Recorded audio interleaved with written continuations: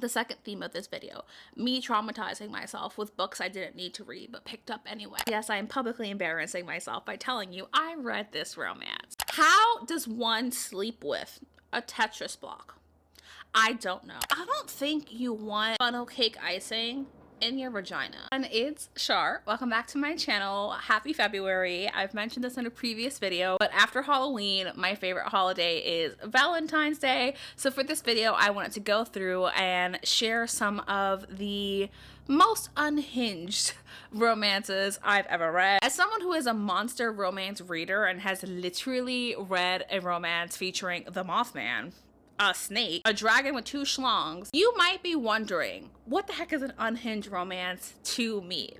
These are romances with heroes who are not only not human, they're also potentially inanimate objects. Now, for me, when I read these romances, I just read them for fun. I kind of view them as a show of the author's writing skills. If they're able to get me to completely drop my suspension of disbelief and be kind of okay with the romance between our heroine and the thing that she's falling in love with. And honestly, I just read these for palate cleansers. I read them for the good time, question mark. Let's consider this a reading experiment. So I read the most unhinged romances you've never heard of. And yes, that potentially is a pun, because one of the romances that is out there is a romance with a literal door. I didn't read that one, but I did read another book by that author. So without further ado, let's jump in and let me tell you about the most unhinged romances I've ever read. This is in no particular order, but I want to start with the mildest one on this list, and that is Monster Island by Beatrix Hollow. Wow, the way I just remembered that. So Monster Island is the story of this woman who is a felon. She's committed many crimes. She really doesn't give two fucks that she is a criminal, but she gets caught, and she gets caught intentionally because one of the punishments that people face in this world that we are in is that they get sent to Monster Island, an island that is inhabited entirely by giant monstrous beings. Think ogres, minotaurs, so just things like that.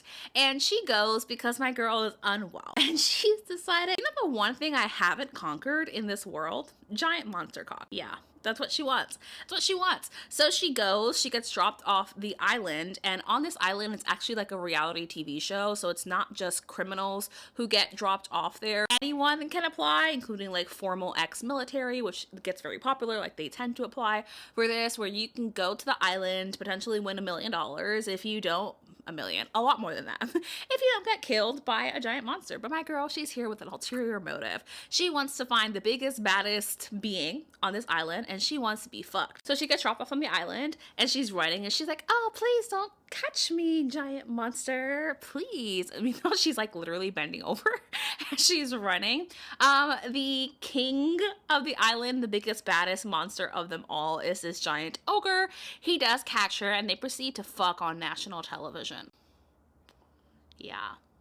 If size difference is your thing, maybe you'll like this, because this man is so much bigger than her that I think his penis is literally the size of her torso. I wish I was kidding, but I'm not. I read this for the shits and giggles of it. You know, I read it for the shits and giggles, and it truly stands out from all of the other monster romances that I read, that I can't help but put it on this list of unhinged romances, because our heroine herself is quite unhinged, but also this romance is very bizarre. So there you go. That's one of the most unhinged romances I've ever read, and it sticks in my head, but not in a good way. I won't be giving ratings for any of these books, by the way, because it's just like unnecessary. I'm not reading these seriously. And I have two books that started this entire video concept. The first is Taken by the Eye Watch by Leonard Delaney. True parody kind of romance. When I think of these romances, it's kind of poking fun at the monster romance genre, which, if you're not new here, I can enjoy a story that kind of breaks the fourth wall and is pointing things out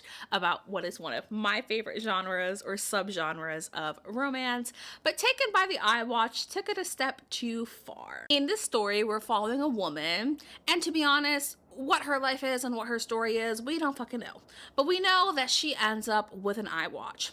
And this eye watch fucks her? You might be wondering, how is that possible? It has a hologram, and the hologram can make other things that's projecting from the watch, and that's how the sentient watch fucks our main character. This is literally erotica. There is no plot aside from my girl fucking an iWatch. I read this for a video that I think I scrapped it from that specific video, but it's like reading romances with the most unhinged titles I've ever heard of. One of the romance being Taken by Clippy. And I know I've mentioned that I read these for the shits and giggles sometimes, but this one took it a little bit too far because who the hologram was. I was like, it gives me the ick severely. So yes, it was an absolutely wild romance, and yes, I am publicly embarrassing myself by telling you I read this romance. Was it good? No. Anyway, moving on. Apologies, that's Invaded by the iWatch, not Taken by the iWatch. The Taken story is Taken by the Tetris blocks. You heard that right. Who's our hero in this story? 2 Tetris blocks? How does that work? Not even I know. And I read this story. But the Tetris blocks are sentient beings, essentially aliens, who invaded Earth. And they're literally Tetris blocks, like big old cubes, and they work side by side with our like heroine. By the way, it's the same heroine in each one of these books by this author. My girl's getting railed by anything and everything, but she ends up like talking to her co-worker, the Tetris block, in the bathroom, and for some reason or another they fuck. How does one sleep with a Tetris block? I don't know, but I can tell you all I could think was they're blocks. So they have hard edges and hard corners. And that sounds sharp and like it would really hurt. But my girl was into it. I don't know. I don't want to think too hard about how one fucks a Tetris block, but know that I did read this, and I'm still very confused and perhaps mildly traumatized. Again, lives in my head, but not in a way that I want it to. I actually don't want it to live in my head, but it does. The second theme of this video, me traumatizing myself with books I didn't need to read, but picked up anyway. And in comparison to the 3 I just spoke about, I have one that's more wholesome, surprisingly. We have Stuffed by Sylvia Morrow. This is the author who also wrote Hinged or Unhinged, I don't know, that door romance. But Stuffed is about a sentient pillow, and I'm going to spoil everything for you because I just need to tell you what happened. So we're following our heroine, and she has like this thing where she doesn't like people. Like the idea of human skin is really gross to her. She doesn't like being touched. She really is terrified of germs. So she has her favorite pillow at home. And yes, she does ride this pillow quite often because it gives her the best orgasms ever. My God, if I was monetized, YouTube would be taking that monetization away. But YouTube pays me nothing. But she does ride this pillow and it gives her really great orgasms. But we get the pillow's point of view. Why the pillow was sentient doesn't really make any fucking sense because it used to be a phoenix and the phoenix lost its mate and the phoenix died. But instead of being reborn, it only had a single feather left. And that single feather somehow ended up in this woman's pillow. And each time she's gotten off with this pillow, she's been giving this pillow her energy. And the phoenix feather is absorbing that. And he's like, cool, magic. And he recognizes that his mate is human. So she comes enough times that he is now sentient, but of course it's just a pillow to her. Questionable consent there. And some man that she knows kind of breaks into her apartment and is threatening her, and the pillow manages to make contact with him and literally sucks the life force out of him, giving him enough power to become sentient. But does he become a full person? No. He becomes a pillow man. I'm talking he's literally made of fabric kind of pillow man. A walking, talking body pillow, if you will, but shaped like a man. And he knows that her favorite thing to get off to with him as a pillow was like anime.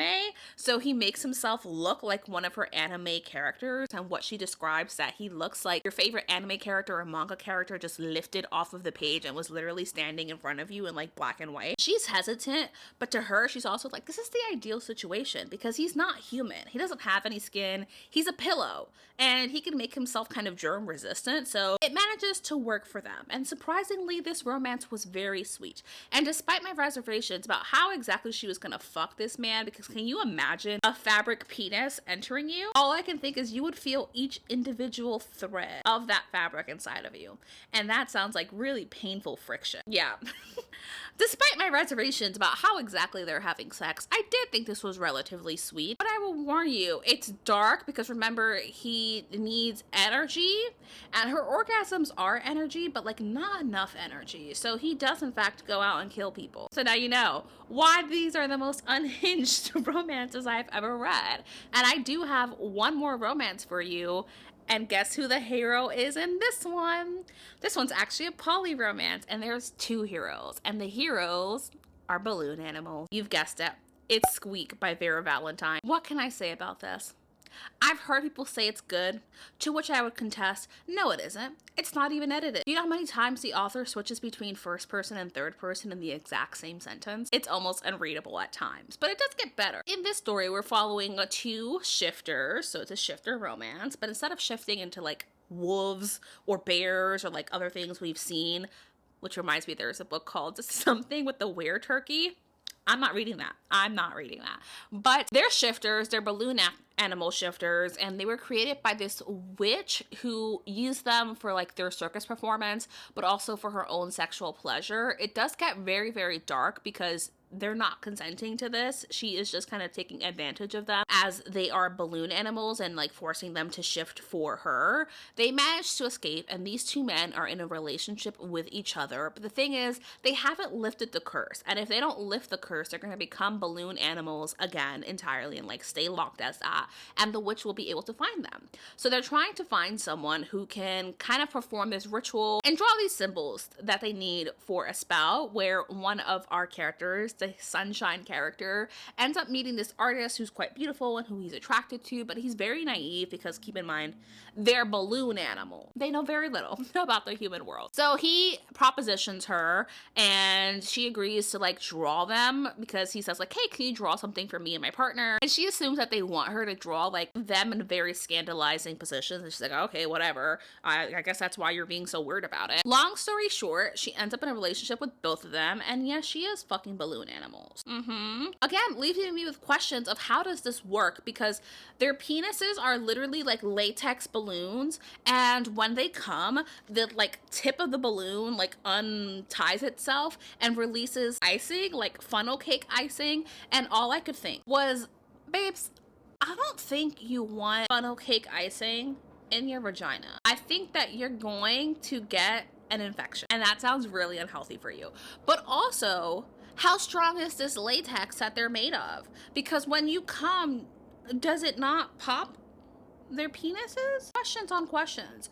This is a series, and beyond the fact that they are balloon animals, it just didn't make any fucking sense. Like, it was literally so chaotic. I was like, what is happening? What is happening? Like, it had this premise, but then where it had the resolution to the premise where she was like a witch herself, but she had no idea, like the magic is not explained whatsoever. So if you've heard this book was good, I'm here to tell you, no it isn't. No it is not. So there you have it. Those are the 5 books that I read for the shits and giggles, but ended up leaving a permanent impression in my brain, and not in a good way. But still, I read these kind of romances literally just for the fun of it. I recognize that there are people who do have attraction to inanimate objects, and that's not what these romances are. They're very much kind of taking the monster of romance genre and taking the most extreme elements of that and then writing a story around. Only romance was like truly a romance was Stuffed by Sylvia Morrow, which may sound like I'm recommending it to you, and no, I'm not. No, I'm not. This is just a fun video for me to do for the month of February. As always, I hope that you do enjoy it. If you're gonna subscribe, don't let this be the video that makes you subscribe to my channel, because it's literally, that would be so embarrassing. That would just literally be so embarrassing. So watch a different video and subscribe from that one. All right, bye besties. I'll see you in my next one.